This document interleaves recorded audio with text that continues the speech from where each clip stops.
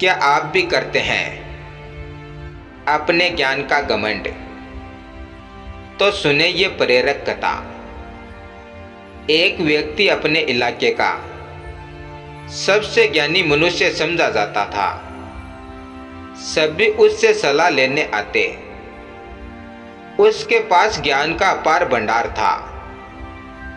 उसका मानना था कि उसके ज्ञान देने से ही वहां के लोग समझदार हो पा रहे हैं।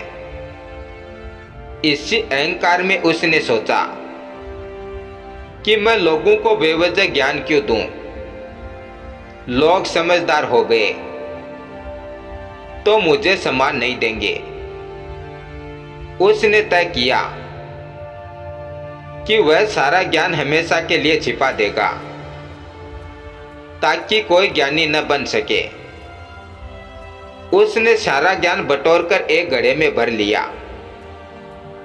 वह उसे ऐसी जगह रखना चाहता था जहां किसी की नजर न पड़ सके। उसका बेटा समझ गया कि पिताजी कोई गोपनीय काम कर रहे हैं। उत्सुकता में वह उनके पीछे लग गया। उसने देखा कि पिताजी एक घड़ा लेकर दबे पांव घर से बाहर जा रहे हैं। दूर पहुंचकर उस व्यक्ति ने एक बहुत ऊंचा पेड़ खोज लिया। अपने ज्ञान को वह अपनी नजरों के सामने ही पेड़ के शिखर पर सुरक्षित छिपाना चाहता था। इसलिए उसने पेड़ पर चढ़ते समय अपने सीने पर मटके को बांध लिया। सीने पर मटका होने के कारण पेड़ पर चढ़ना मुश्किल हो गया। सामने मटका होने के कारण वह पेड़ को पकड़ ही नहीं पा रहा था।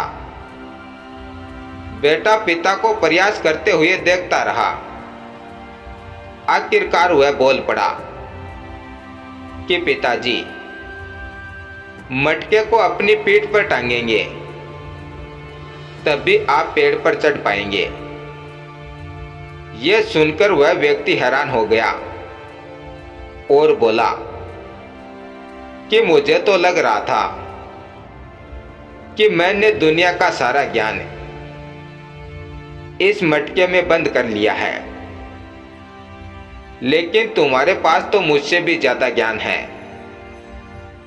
इस बात पर गुस्से में उसने मटका जमीन पर पटक दिया।